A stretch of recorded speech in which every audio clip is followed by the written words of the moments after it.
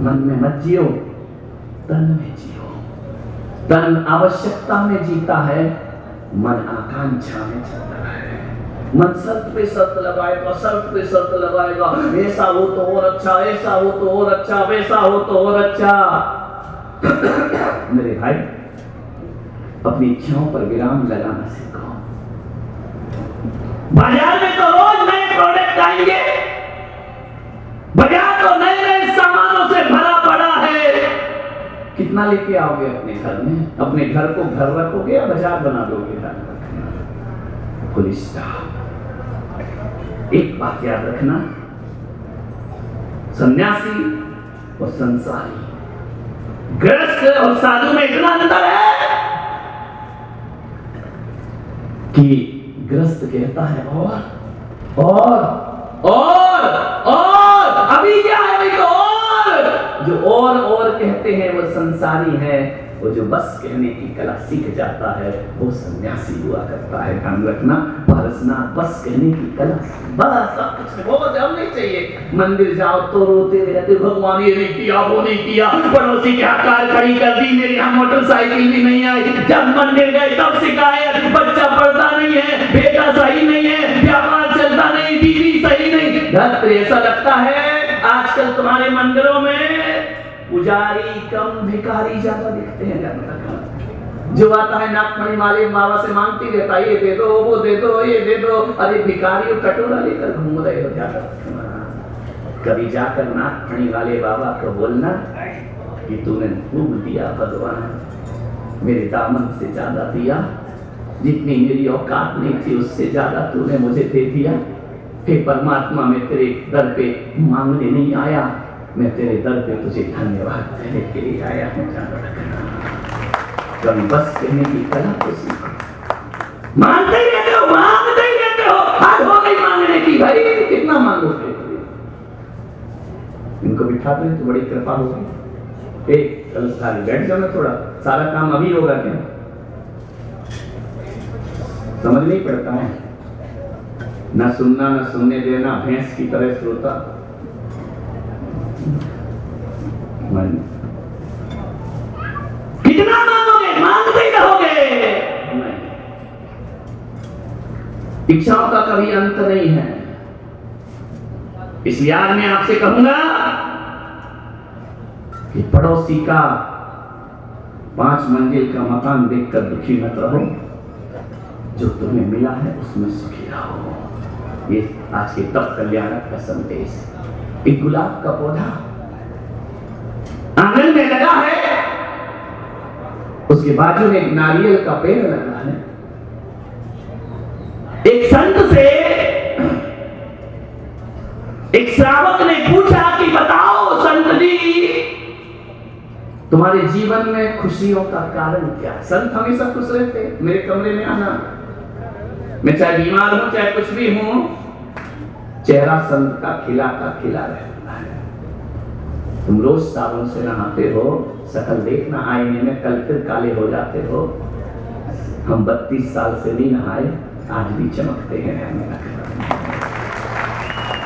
आनंद में जीते हैं, चेहरे पर एक तेज आया करता है। एक साहब ने पूछा कि संत जी बताओ, आप इतने खुश क्यों रहते हैं और हम इतने दुखी क्यों रहते हैं? मैंने उस श्रावक का हाथ पकड़ा, ले गया बाहर। गुलाब का पौधा लगा था और नारियल का पेड़ लगा था। मैं तो तू जानना चाहता, इनको देख, हवा का झोंका आया ना तो दोनों अपनी मस्ती में झूम रहे हैं। मुझे इसका कारण समझ नहीं आया। मैंने इस गुलाब के पौधे ने कभी नहीं सोचा कि मैं नारियल जैसा ऊंचा हो जाऊं, और नारियल के पेड़ ने कभी नहीं सोचा कि मुझ में गुलाब जैसे फूल आ जाए। नारियल का पेड़ अपने में राजी है, गुलाब का पौधा अपने में राजी है। ध्यान रखना, जिस दिन इस गुलाब के भीतर ये भावना आ गई कि मैं नारियल का पेड़ बन जाऊं, उसी दिन वो संसारी हो जाएगा। और जिस दिन गुलाब ये सोचता है कि नहीं मैं अपने में खुश हूं और नारियल अपने में खुश है, अरे जो अपने अपने में खुश होते हैं वो संत हो जाया करते हैं। ध्यान रखिए, वो सन्यासी हो जाया करते हैं। राजी है हम उसी में जिसमें तेरी रजा है, यहाँ यूं भी वाह वाह है और यहाँ हूं कि वाह घबराओ नहीं, दिल में हर परिस्थिति में मुस्कुराए हुए संत। लोग कहते हैं कि संत बड़े धीर वीर गंभीर होना चाहिए, मुंह बना के बैठे रहे। काय को बैठे? हमारा बाप मर गए तो मुंह बना के बैठे हैं। मुंह बना के तुम बैठो, हम तो हंसते खिलखिलाते मुस्कुराते रहा करते हैं। गुलाब डाली में खिल के कभी मुंह बना के नहीं बैठता। उसकी सुगंध ऐसी होती है कि वह किसी भौरे और तितलियों को आमंत्रण नहीं देता। उसकी सुगंध अपने आप भौरे तितलियों को अपने आप खींच करके ले आया करती है। संत वही है, ध्यान रखना, बुलाना नहीं पड़ता। हर परिस्थिति में जो ढल जाता है वो संत हुआ करता है। कपड़े उतारने को संत नहीं कहते हैं, मन की वासनाएं उतारने को संत कहा जाता है। मन की कामनाएं उतार दो, संतत्व प्रकट हो जाएगा। सोचना है। मैं इंदौर में चतुर्मास कर रहा था, उस समय वहां के तत्कालीन राज्यपाल बलराम जाखड़ वो मेरी सभा में आए। संचालक ने कहा कि आप 2 शब्द बोलिए। उसने कहा मैं क्या बोलूं, इतने बड़े संत बैठे हैं, मैं क्या बोलूं? बोले नहीं आप आए हैं, विनयाञ्जलि अर्पित करिए। बलराम जाखड़ ने कहा कि महाराज, जब मैं यहां आ रहा था तो लोगों ने कहा कि आप जैन संत के पास जा रहे हैं, वो नंगे रहते हैं, उनके पास कपड़े नहीं होते हैं। बलराम जाखड़ ने भरी सभा में 10,000 लोगों की सभा थी और कहा कि महाराज, उसका उत्तर मैं आज देता हूं। हकीकत में देखा जाए तो नंगे आप नहीं, नंगे तो हम लोग हैं। आप नंगे नहीं, आप तो दिगंबर हैं। आप तो वासनाओं के वस्त्र उतार कर फेंक दिए, वो नंगा नहीं होता, वो दिगंबर संत होता है। और जो वासनाओं के वस्त्र पहनकर बैठता है वो दुनिया में नंगा होता है। ध्यान रखिए, हमारे अंदर नंगापन है, आपके अंदर नंगापन नहीं है। आप तो कैसे हैं? सूर भी है वस्त्रहीना, वृक्ष भी है वस्त्रहीने, उन पर कोई आवरण नहीं होता। और आवरण तो उन पर होता है जिनका कोई आचरण नहीं होता। आवरण तो उन पर होता है जिनका कोई आचरण। वस्त्र तो वासनाओं को छुपाने के साधन है, लेकिन जिसकी वासनाएं खत्म हो जाया करती हैं उन्हें फिर किन्हीं वस्त्रों की आवश्यकता नहीं। एक पत्रकार ने मुझसे पूछा, महाराज आप नग्न रहते हैं, आपके पास बहुत सुंदर रूप सी बालिकाएं स्त्रियां भी आती होंगी। इनका कोई शक नहीं, आती है, निर्भय होकर आती है। बोले महाराज, जब कोई सौंदर्य रूप सी स्त्री आपके सामने आती है तो आपको उस समय कैसा लगता है? तो पत्रकार है, इनकी सोच इतनी है, क्या कर सकते हैं। मैंने कहा हकीकत बता, मुझे कैसा लगता है? मुझे ऐसा लगता है जब कोई बहुत सुंदर स्त्री मेरे सामने आती है ना, तो मुझे ऐसा लगता है कि मैं बड़ा नहीं, आज भी छोटा बालक हूं और मां की गोद मेरा इंतजार कर रही है। एक निर्विकार बालक नग्न भेष में जैसे मां की गोद में होता है, वैसा दिगंबर संत अपनी साविकाओं के सामने हुआ करता है। निर्विकार, भीतर विषय वासना बरते, बाहर लोक लाज भयकारी, ताते परम दिगंबर मुद्रा, धरना सकट दीन संसारी। मान्यवर, आपसे निवेदन, एक पवित्र चरित्र है ऋषभदेव का, महावीर पार्षद का चरित्र है। इसमें वासनाएं नहीं हुआ करती हैं। आप बाथरूम में नहाते हो ना, तो 10 बार कुंडी देखते, खुली तो नहीं है, ध्यान रखना। एक बात याद रखना, जो वस्त्र कमरा बंद करके उतारे जाते हैं वो वासना होते हैं, और जो वस्त्र भरी समाज में उतारे जाते हैं वो साधना हुआ करते हैं। हमने साधना के वस्त्र पहने हैं, ध्यान रखिए। हमने तपस्या के वस्त्र पहने, हमने संयम के वस्त्र पहने हैं। हमारा श्रृंगार तुम्हारे श्रृंगार जैसा नहीं है। हमारा श्रृंगार तो रत्नात्रय हमारा श्रृंगार हुआ करता है। ऐसी महावीर के पथ पर बढ़ने वाले हम श्रमण सारे जगत के लिए उदाहरण है। हर की पेड़ी आप जानते हरिद्वार में है, गंगा बह रही है दोनों तरफ से। उस हर की पेड़ी पर जब हमारा उपदेश हुआ, हरिद्वार गए सन 2000 में, वहां अवधेशानंद जी महाराज जो 25 लाख नागा साधुओं के हेड हैं, प्रयागराज में उनके आप देख सकते हैं। हिंदू साधुओं में यदि कोई हमेशा बहुत अच्छा व्यक्तित्व कोई है तो अवधेशानंद गिरी जी महाराज का व्यक्तित्व है। उनके गुरु सतमित्यानंद जी महाराज जिन्होंने भारत माता मंदिर बनाया। जब हम लोग हरिद्वार गए, हमारी सभा में हमें आमंत्रित किया गया और जब उनसे बोला, ठंडी के दिन थे, जनवरी का महीना, और हर की पैड़ी, इधर भी गंगा और इधर भी गंगा, बीच में प्रवचन चल रहा है। पहला इतिहास था जब सतमित्रानंद जी महाराज से बोला गया कि आप जैन संतों पर कुछ बोलें, तो जानते उन्होंने क्या बोला? उन्होंने कहा, महाराज हम क्या बोल सकते हैं अहिंसा पर? आप पैदल आए हैं, हम गाड़ी में आए हैं। अहिंसा हमें नहीं, आपको शोभा देती है, ध्यान रखना। आप अहिंसा पर व्याख्यान दें, हम तो वाहन में बैठने वाले लोग हैं। आप पद विहार करके इस कड़कड़ाती ठंड में गंगा की लहरों के बीच कोई संत अकंप बैठा है। अहिंसा उसका अधिकार होता है, अहिंसा हमारा अधिकार नहीं हुआ करता। हमने वो पहचान समाज में बनाई है, ध्यान रखें। बड़ी बड़ी गाथाएं पढ़ने से कोई संन्यास नहीं हुआ करता है। बड़ी बड़ी समय सार पढ़ने से जिंदगी भर वासना में जीने वाला आदमी क्या समय सार का अनुभव करेगा? ध्यान रखना, समय सार कागजों में नहीं, समय सार जीवन में लिखा होता है। कौन है हम लोग? किस परंपरा में पैदा हुए हैं? त्याग, तपस्या और संयम की परंपरा में हमारा जन्म हुआ है। ये जैन धर्म जिंदा है और मैं दावे के साथ कह सकता हूं कि जब तक दिगंबर संत जिंदा है तब तक जैन धर्म जिंदा है। जिस दिन संत नहीं रहेंगे उस दिन जैन धर्म भी रहने वाला किसे बताओगे आप?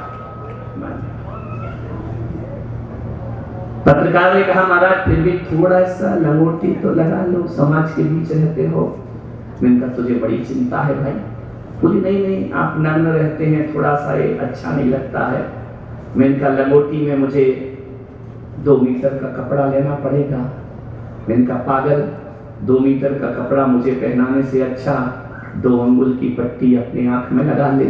मुझे इतना बड़ा कपड़ा काहे को पकड़ा रहा? ध्यान रखना, यदि तेरी आंखें बस में नहीं है, अरे पर्दा मेरे का तन पे नहीं, पर्दा आंखों पे होना चाहिए। ध्यान रखिए, आंखों का पर्दा हो तो जिंदगी सार्थक। दिगंबर संत है हम। हमारा धर्म कोई बाहर से नहीं आया है, हमारा बाहर का धर्म है, ये भारत का धर्म है, हिंदुस्तान का धर्म है। लोगों ने कहा कि मुसलमानों से झगड़ा हो तो पाकिस्तान मांग लेते हैं, बांग्लादेश मांग लेते हैं, ईसाई अमेरिका की बातें करते हैं। जैन से झगड़ा हुआ तो जैन कहां जाएगा? काय को जाएगा? जैन कोई बाहर से थोड़ी आया, क्यों जाएगा? जैन तो भारत का है, हिंदुस्तान का है, और इस भारत को भारत नाम किसी ने दिया है तो जैन समाज ने इस भारत को भारत नाम प्रदान किया है। ध्यान रखना, हम बाहर के लोग थोड़ी, हम तो यहीं के हैं। हम कोई प्रवासी नहीं है, हम मूल निवासी हैं। भारत छोड़कर कभी नहीं जाएगा जैन दर्शन। हमने तो अपना धर्म भी विदेश में नहीं भेजा, तो हम विदेश में कैसे जाएंगे?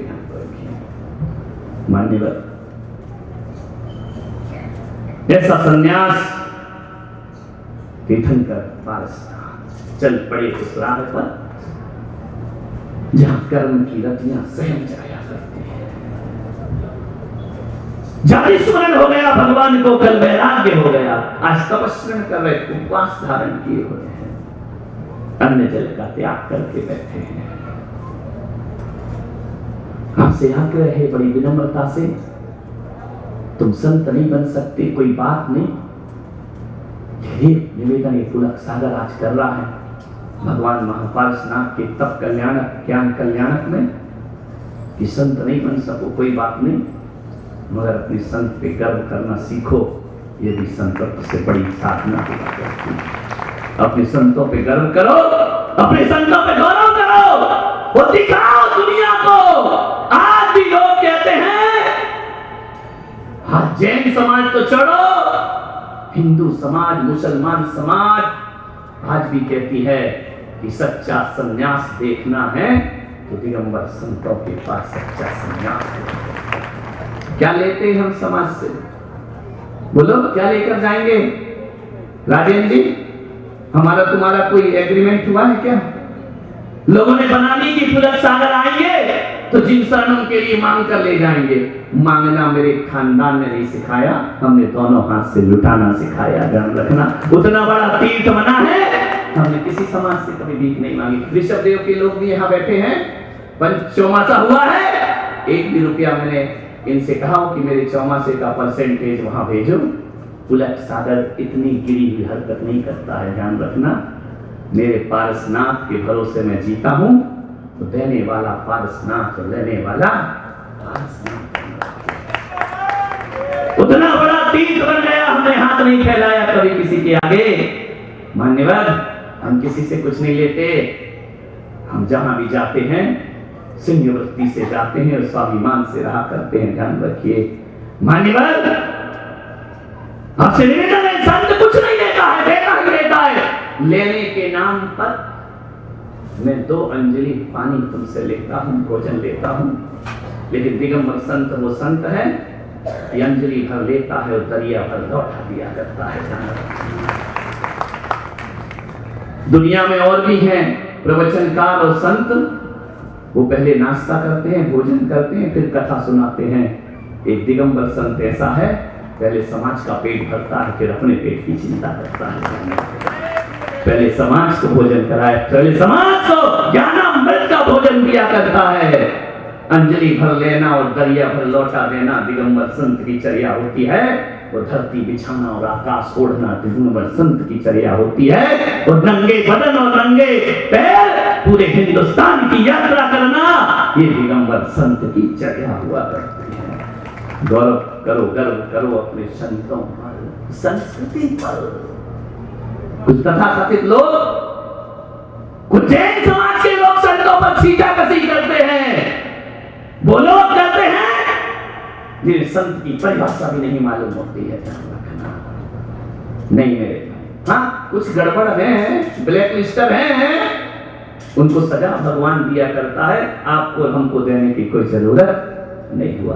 कुछ गड़बड़ भाई, 100 नारियल का बोरा लाओ, देखा तो सड़ा निकल ही जाता है। अब निकल गया तो क्या करें? अब सड़े नारियल की क्या दशा होती है, वैसे ही जो संतत को बदनाम करते उनकी दशा होती है। ध्यान रखना, वो ना यहाँ के रहते हैं ना वहां के रहते हैं। ध्यान रखना, निर्मल चरित्र रखो। लोग कहते हैं कि संतों को समाज पूजती नहीं है, पूछती नहीं है, ऐसा वातावरण हो गया। मैं कहता हूं नहीं, संत सच्चा होगा, लाखों दीवाने होंगे उसके। ध्यान रखना, हजारों दीवाने होंगे। आज भी हमारी समाज संतों के नाम पर बिछ जाने को तैयार हुआ करती है। ध्यान रखिए, और जिसमें बागड़ मेवाड़ गुरु भक्ति की मिसाल है पूरे हिंदुस्तान में।